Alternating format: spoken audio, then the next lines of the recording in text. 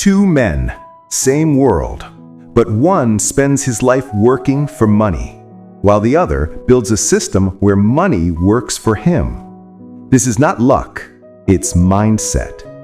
Welcome to Upzen Stores, where we teach you the difference between being busy and being truly free. The first one wakes up before sunrise, works until his body aches, and goes to sleep thinking about tomorrow's bills.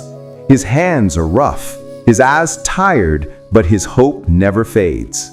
He believes that hard work is the only path to success. To him, money is something you earn drop by drop, through sweat and struggle. Month after month, he works harder, yet nothing really changes. The bills keep coming, and his dreams keep waiting. The second man lives differently. He works less, but he thinks more. He knows that time is limited, and selling it for money will never create freedom. So instead of chasing money, he builds systems that make money chase him. He studies, he learns, he plans. People laugh at him in the beginning. They say, "Stop dreaming and do some real work." But while they are busy working for today, he is designing a future that will work for him tomorrow. Both men start from the same place, but one keeps running in circles while the other builds a road that moves forward. The first man looks for security, the second creates freedom. One trades time for money, the other trades ideas for wealth. Success is not about how hard you work, it's about how wisely you use your effort. Because in the end, the difference between the poor dad and the rich dad isn't luck. It's the mindset they choose to live with. The poor man's day begins the same way, every single morning. He wakes up to the sound of an alarm clock, not because he's ready to chase his dream, but because he has no choice. The clock controls his life. He rushes out, skips breakfast, fights traffic, and spends his day making someone else rich. His boss praises him for being hardworking, but deep down he knows that no matter how hard he works, he'll always stay in the same place. His salary grows a little every year, but so do his expenses. The harder he works, the faster the world around him demands more. More bills, more debt, more effort. He tells himself, "At least I have a job." But what he doesn't realize is, the job has him. He's trapped in a cycle where his effort keeps the system running, yet the system never rewards him with freedom.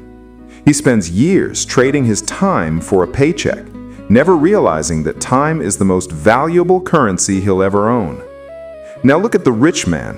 His day starts differently. He wakes up not to an alarm, but to opportunity. He doesn't rush, he plans.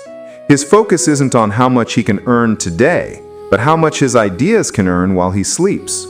When others scroll through their phones, he studies books, listens to mentors, and learns how money actually moves.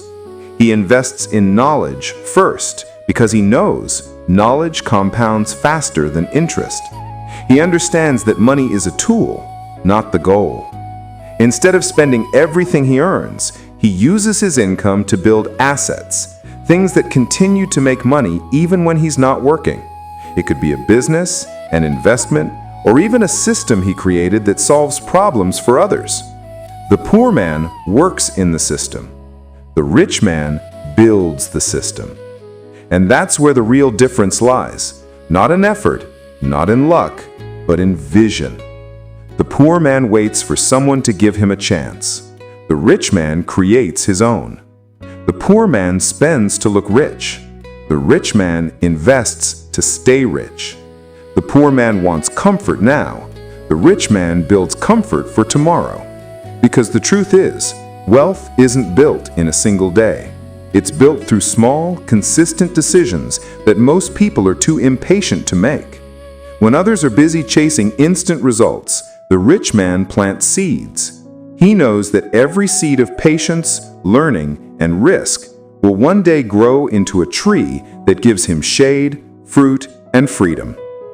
The difference between a worker and a creator isn't the amount of work they do, it's the direction in which they're moving. The poor man often wonders why life feels so unfair. He works harder than anyone he knows, yet nothing ever seems to change. Every time he gets a raise, the prices rise too. Every time he saves a little, an emergency takes it away. He dreams of freedom, of having time for his family, of waking up without pressure. But those dreams fade as soon as reality knocks at the door. He was raised to believe that working harder is the answer to every problem. So he pushes himself even more. He takes overtime, works weekends, sacrifices his health, all for the same paycheck, the same routine. His world is small, limited by the walls of safety. He never questions the system because he's been told that's how life works. Study hard, get a job, retire old.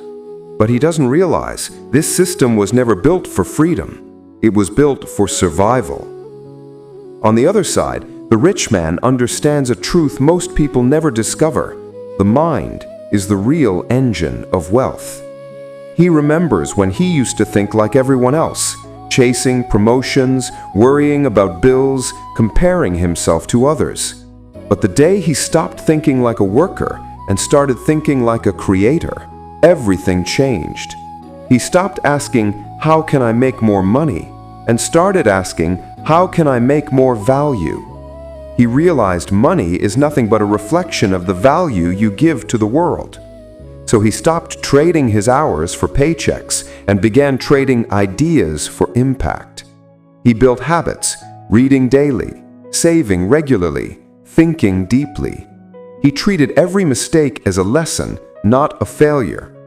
He learned to say no to distractions and yes to discipline. The poor man waits for motivation. The rich man creates systems that don't need it. The poor man fears change. The rich man grows through it. The poor man blames. The rich man learns. It wasn't easy. The rich man faced rejection, loss, and doubt. There were days when nothing worked, when people laughed at his dreams, when even his family told him to stop chasing unrealistic goals. But instead of giving up, he listened to his fear, not to run from it, but to understand it. He realized fear is not the enemy, comfort is. Fear tells you that you're about to grow. Comfort tells you to stay the same. So he chose growth again and again. He learned that real wealth is invisible at first. It's built in silence, in discipline, in moments when nobody's watching. Years later, he began to see the results of his mindset. His investments started paying off. His business grew while he slept. His ideas began to multiply without his effort. He finally had what the poor man always wanted: time. But more importantly, he had peace. Because real wealth isn't in what you own, it's in what you no longer worry about. The rich man had broken the cycle that traps millions, the cycle of earning, spending, and repeating. He didn't escape because he was lucky. He escaped because he learned how the game works. The poor man keeps asking, "What if I fail?" The rich man asks, "What if I never try?" And that simple shift in thinking changes everything. The poor man's body grew tired. The same roads, the same hours, the same paycheck. They had drained not only his strength, but his dreams. His back ached. His eyes had lost their shine. He would often sit quietly after work, staring at the wall, wondering where all the years had gone. He wasn't angry, just numb. Life had turned into repetition. He didn't hate his job, he just hated the fact that it defined him. He had built nothing that could stand without him. One day he said to himself, "Maybe I wasn't meant to be rich." But deep inside, a quiet voice whispered, "You never even tried differently." Meanwhile, the rich man's world looked completely different. He had built systems, investments that grew, businesses that operated without him, ideas that spread even while he slept.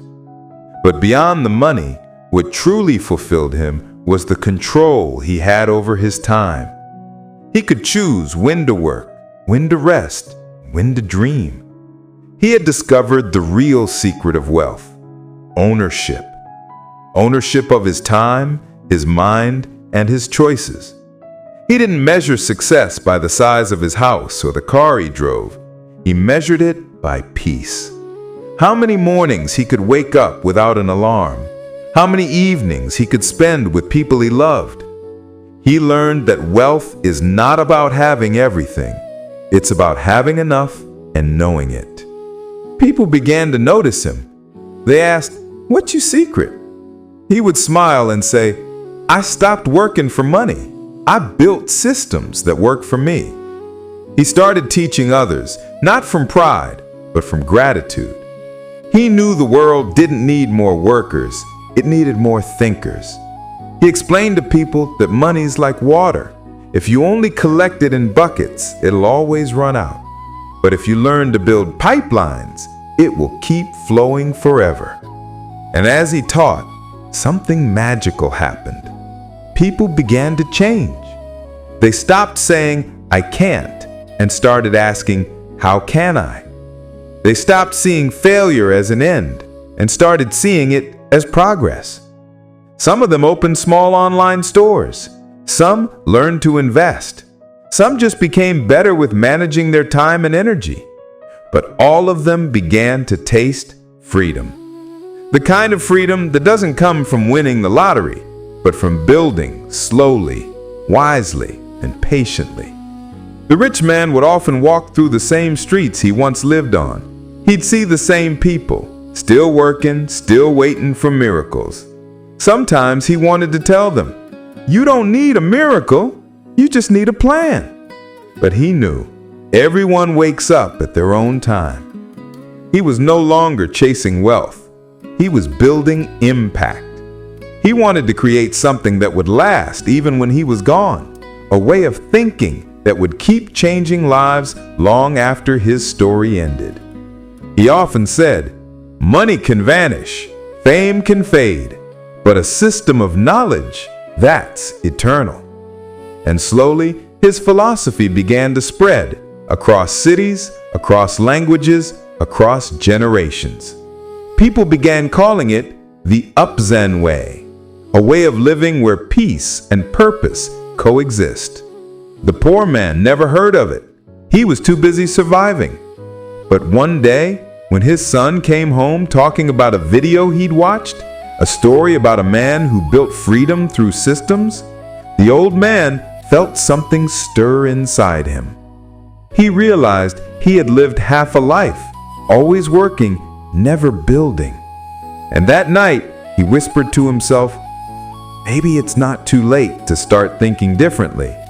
Because that's the truth of life.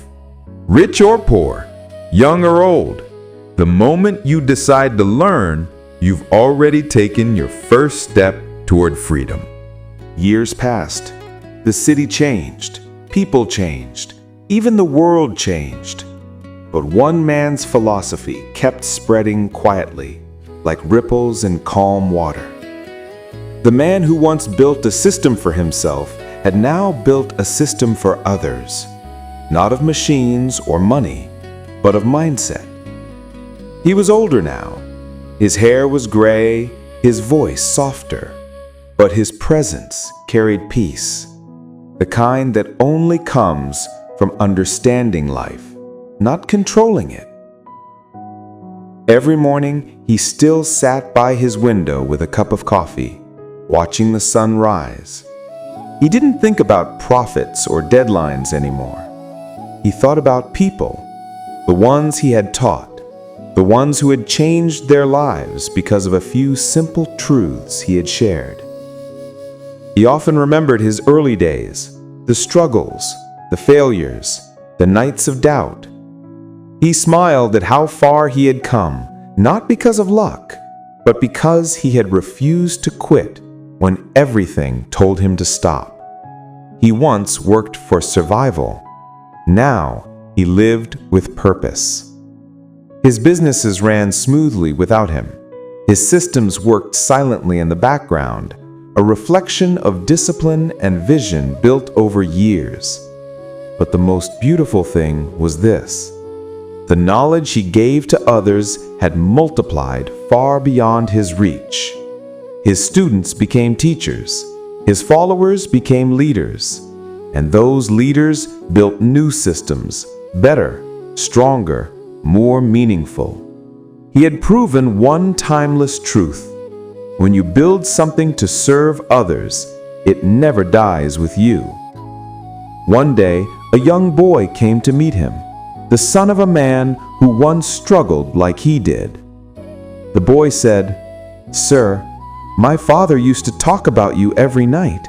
He said your words changed the way he saw life. He's not rich yet, but he's free, and he told me to thank you." The old man smiled. He placed a gentle hand on the boy's shoulder and said, "You don't need to thank me. Just remember, the richest thing you'll ever own is your time. Don't sell it cheap. Build something with it." As the boy left, the man looked out the window one last time. The evening light spread across the sky, golden, calm, endless. He closed his eyes and whispered softly, "I did it. The system runs itself now." But he wasn't talking about money. He was talking about life. A life that no longer needed control because it was built on peace, patience, and purpose.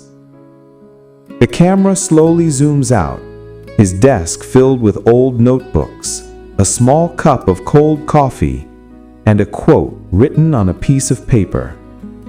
Real freedom isn't about escaping work. It's about creating work that outlives you. And as the screen fades to black, a calm voice speaks. If this story touched your heart, don't just watch, act. Build something today that your future self will thank you for. This is Upzen Stores, where ideas turn into systems, and systems create freedom. Like, 8, comment, share, R, and subscribe to Upzen Stores for more stories that build your mind, your peace, and your success.